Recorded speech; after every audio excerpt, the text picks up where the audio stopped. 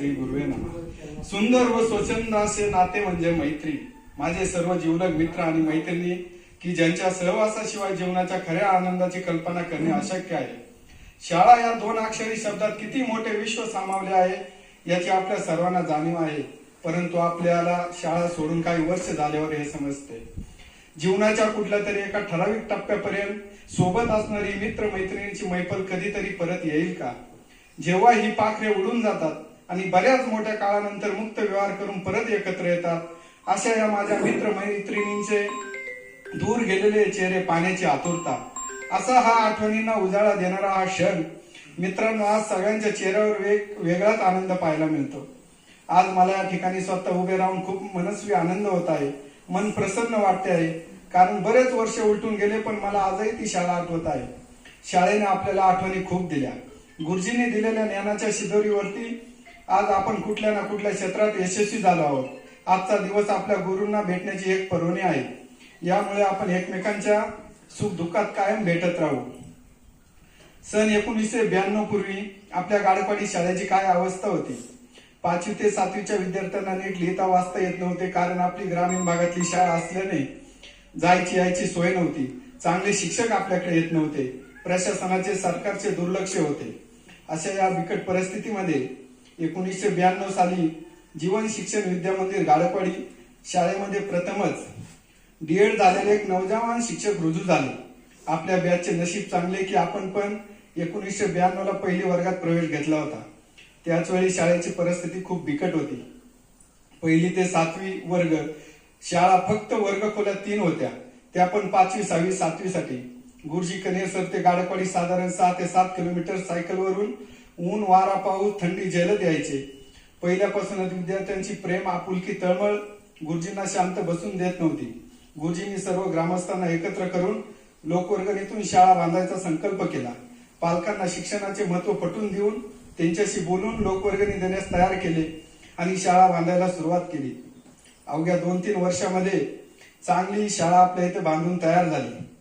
चांगल्या शिक्षणाबरोबर क्रीडा प्रकारात पण थोड्या दिवसात शाळा नावारूपाला आली। हेच काम गुरुजींनी आपल्याकडून बदली झाल्यानंतर वडगाव पाटोळे व देवशी येथे पण केले।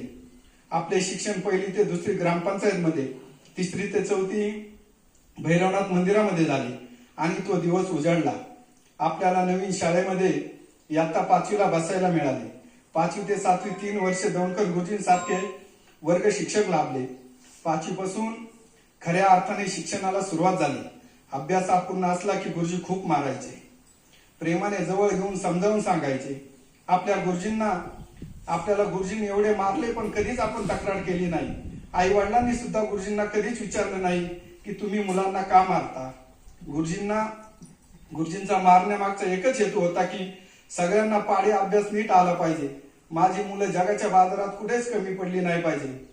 गुरुजींनी शाळेसाठी मुलांसाठी 20 वर्षात खूप काही केलं।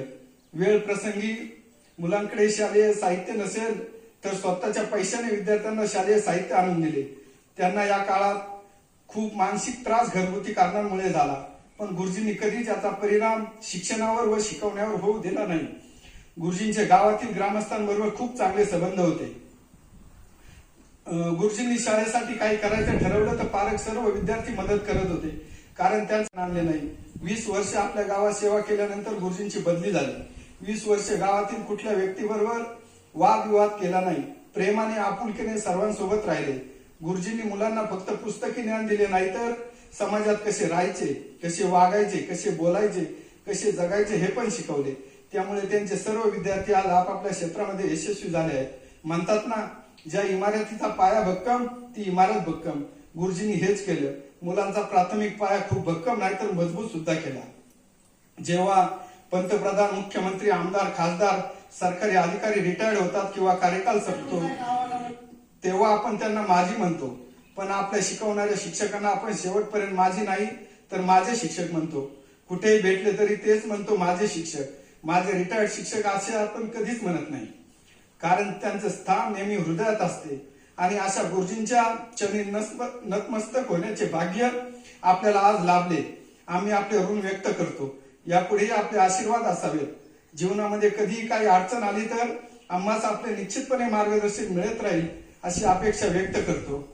जाता जाता एवढेच म्हणेन, लाभले आम्हा भाग्य ऐसे गुरुजन मिळाले, लाभले आम्हा भाग्य ऐसे गुरुजन मिळाले, त्यांच्यामुळे आज आयुष्याचे सोने झाले, त्यांच्यामुळे आज आयुष्याचे सोने झाले.